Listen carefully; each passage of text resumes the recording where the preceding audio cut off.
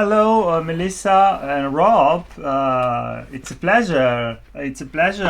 And thank you for accepting my invitation to join Forms Taking Shape, the series of conversation. And so let's start with the first question. So the first question. So you came together after stepping away from other projects, and that hadn't probably found their place. So what felt different when Lost Velvet started, and when did you realize this was not just another project, but something that you could build together? So a world that you could build together. That's something that I was curious about. I'd say for me, I think I go with my gut with a lot of decisions. So I would say it was almost immediate, to be honest, because the way we initially met, Mel got in touch with me for some kind of piano-based music that I was writing, and it was a bit of a different area. But as soon as we just put Mel's voice over some other rock material that I'd been writing that didn't really have a home. It was written for a previous project that couldn't make it onto that project. And as soon as we did that, it was kind of like straight away, we could see immediately that where to go with it, almost, in my opinion. So it was quite immediate that it was like, oh right, that's going to work. We can do that. Those songs were kind of left, and they weren't going to have a home. And suddenly they had a voice, they had a bit of an identity. So it was quite immediate for me. I wanted to be a part of a rock project, and when I came across your piano, I thought, this isn't rock. Yeah. In fact, it was more jazz, wasn't it? Yeah, and I thought, I don't like jazz. But there's something about the feeling. And when I reached out to you, I was hoping you liked rock music. And then when it turned out that you had this whole project on the side, that's kind of when we knew we could go from there. Mm-hmm. So how do you when you work on your music, how do you what is the process, actually, the creative process? So do you build the foundation on piano always, or and then so start from that, or do you sometimes begin with another instrument? Because this is a theme that we've been exploring in this conversation series. And so one of the ideas is that the instrument, so the choice of the instrument, can influence the musical expression. Then sometimes,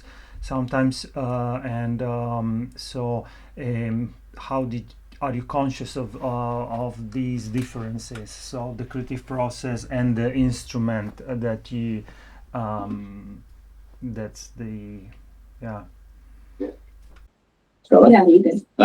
Well, typically it starts with me creating a Cubase project and making the beginnings of an idea. And I would say that it's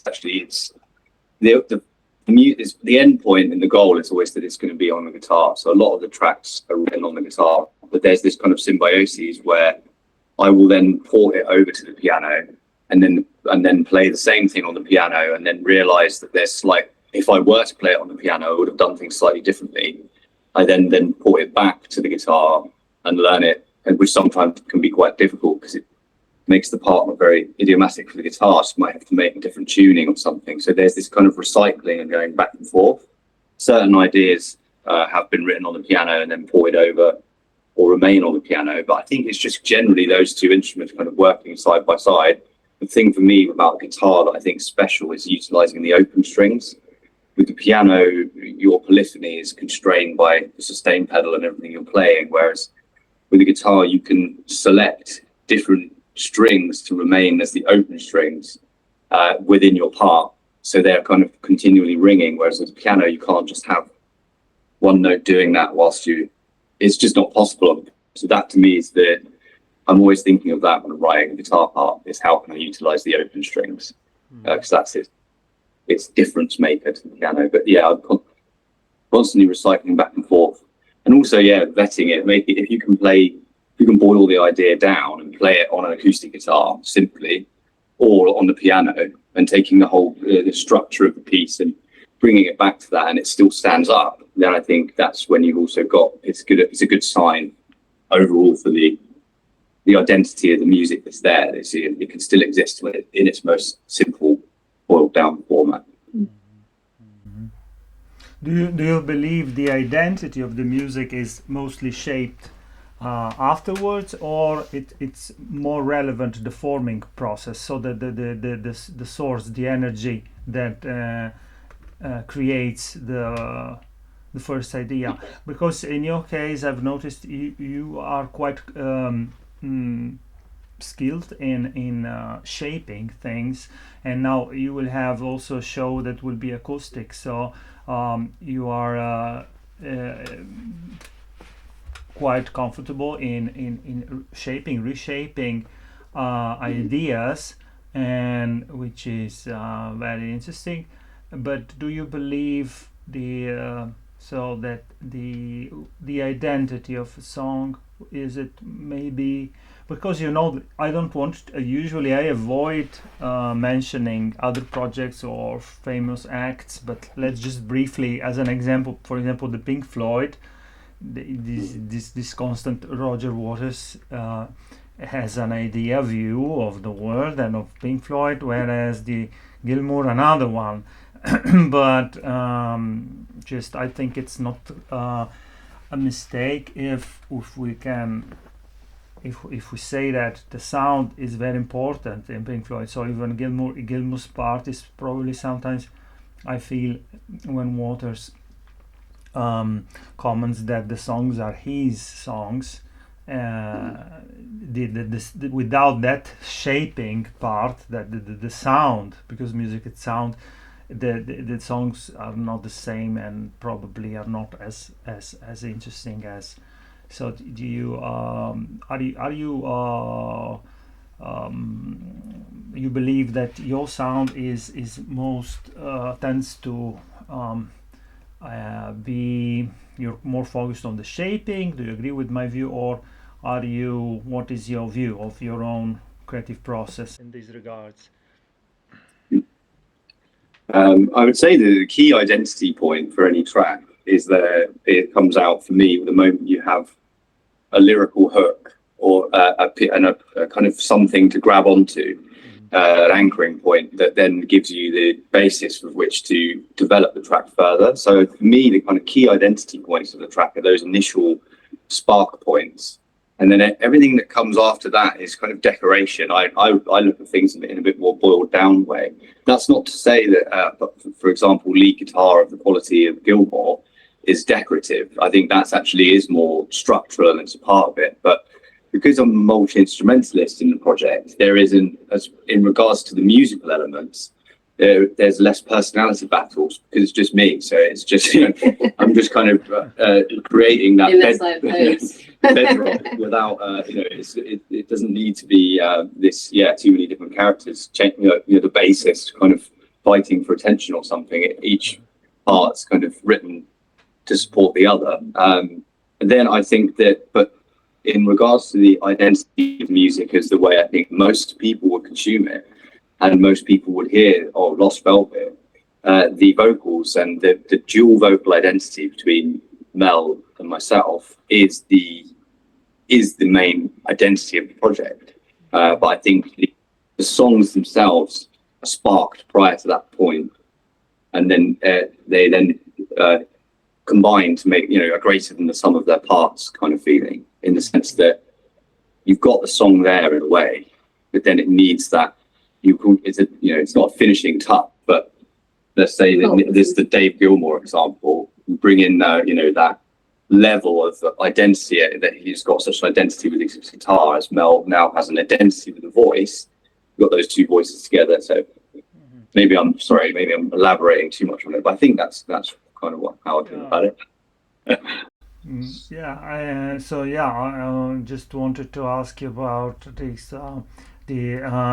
For example, the Melissa's voice gives the songs both human and almost and even almost ghostly presence somehow. Forgive me the maybe on the adjective, but it reminds me somehow of Alice in Chains, but not as not the sound and then not how it sounds, but let's say the approach. So in some ways, yeah. So in your opinion, when Melissa enters the song, what changes in your case, and do you decide then after experimenting when a line belongs more to Rob or when it belongs more to Melissa, and how do you or maybe equally, and how do you basically organize or create the vocals? Shall I? I think it's typically we're always looking to sing together. So even though the vocals might start with me recording something, in the back of my mind, or we're always going to, Mel's voice is going to double what I'm doing, and if it doesn't fit, the limits are where our registers are. So who takes the kind of lead, if you will, even though a lot of the time I feel like there's a duality of two voices and there isn't a particular lead voice. It's kind of we adopt a different frequency range and spectrum, so the voices can kind of coexist together, in my opinion. But if we do have a lead vocal, it's dictated by the range, where if it's a bit low for Mel or if it's a bit high for me, one of us will come back or forward, and we spend a lot of time with the crossover point, where a lot of the time I will write song and it's actually in a key that's a little bit difficult for Mel to be able to sing the same part as me in my register, or the same part an octave higher, because then it's too high, it's too brittle for the song. So we end up having to do a bit of a hybrid thing, where if you were to hear Mel's melody on its own, you'd be quite surprised because it's actually jumping between the octaves. So it's singing one part the same as me, and then as I go lower, we're shifting around. But typically my voice is there first, and so we're then imprinting Mel on top of it. But when I'm singing, I'm not singing trying to fill the whole space in a way. I know that there's going to be that additional layer added on top, so I'm already thinking about that as I'm from the beginning of the process, I'd say. And then we also have that weird ghost voice that appears every now and again. All right, yeah. Sometimes because you're layering the voices, you end up hearing these kind of phantom voices. Yeah. We think that Mel's already singing in a part, and it turns out she's not even in there. There's no one there, but we can hear it. You can get a bit of that going. Okay, very, very interesting. So something about production, and so your album was mixed by Michael Patterson and mastered by Maur Appelbaum, and while the songs are written and basically produced from within the duo. And so what did those outside ears help reveal, or what part of the original idea or atmosphere had to be protected when you were basically mixing and then mastering? Yeah. It was very eye-opening. Reveal is the right word, because I was in my own kind of carapace of mixing, where I wasn't even doing much referencing, and I was kind of just on my own path a little bit of how I wanted things to sound. And as soon as we got our first mix back from Michael, it was a bit like, whoa, okay, that's it's quite different. But at the same time, it just felt, a lot of the time, I would say, it just felt like he's just given things more energy and brought them much closer to you. It's revealed that what I was doing was just maybe a bit pastel, and it's something that would struggle maybe to translate on multiple systems. It was kind of sounding okay where I was. But one of the things I noticed, the biggest change, I'd say, is this kind of feeling of added aggression and closeness to the sound, and that initially was quite shocking, actually, and a bit like we were unsure if it was the artistic direction we wanted to go for with it. But I think actually, since we've been hearing the songs being played on the radio a few times versus my previous mixes, it's eye-opening, really, in a sense. It's way better. It translates much better, and when we listened to the whole album as in one, full thing, finally all the masters together on my hi-fi, it was a great feeling, a great experience. So we're totally grateful for what they added, but definitely it was quite shocking. You're always existing in your own. I'm trying to make it as good as I possibly can. For a year, kind of start to release. And then suddenly it's quite different when things change. But thankfully, Michael also allowed. He wasn't someone that's very. He wasn't putting his foot down and saying this is the mix, that you're going to get because this is my mix. He was always open to any changes. Yeah. Quite a few of them required basically no back and forth, where a couple of them required several different alterations going back, particularly with the vocals and the balance between Mel and myself. Because obviously that's one of the things that can really change when you're starting to bring up those levels and make everything feel closer as it's done. It's also a bit of a challenge because all the tracks on the album are actually quite different. Yeah. But to be fair, he did manage to get a cohesion with it because the tracks are quite different, but they use constituent parts are actually built of the same palette, the same kind of drum sound that's used across the album, along with similar guitar and bass sounds. But genre-wise, you could almost say that there is some shifting there, but he helped to homogenize all of that, definitely.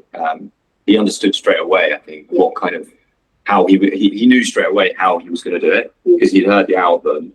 When we got Dark Cells back, the first mix, it got to the point where I'd send the mix off to him and I knew already how it was kind of going to sound, if that makes sense. So with Dark Cells, it feels like you're not only releasing songs, but opening a specific atmosphere. And what word did you want listeners to enter with this album, and what does the title suggest or mean to you emotionally or visually? How do you perceive the Dark Cells? So question for both of you. kind of see it as like opening up like a portal or a space that you can go into. It's like a liminal kind of space where we're not really telling you what to feel. It's just for you to kind of step into and see how it opens up to you. And the tracks being all quite different as well will conjure up like different experiences. But like, that feeling of like escapism when you're really invested in music and you just kind of want to drift off into the atmosphere. That's what I want Lost Velvet to be, not just what's it called, passive background music. Yeah. We have people sometimes reach out to us about their listening experiences, and quite often they're kind of taking a solo walk through the woods, having these moments at night time, looking at the moon and stars and sending us messages, which is perfect. Okay, great.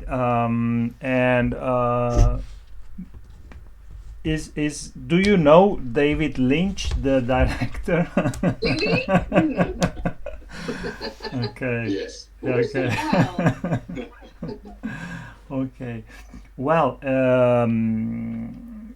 I would like to conclude here, and thank you for joining again. Very, very interesting conversation. And to conclude, I would like to ask you, when are your next shows and where are they? So maybe, You're not saying that. We have just confirmed a show in London next month. Yeah. With a really cool band. But because they haven't announced it yet, we're just waiting any day now for the announcement. We're not allowed to say. Okay. And then also it's down at the Abbey Festival. I think it's 12th September. We're doing our acoustic set there. That's quite a good opportunity. It looks like it's a cool venue in the Abbey Ruins in Reading. So the one in August is the full band live show, and the one in September is the acoustic. Fantastic. Hope to see you there, maybe, if not this year, next year. And have a great day, and thank you again.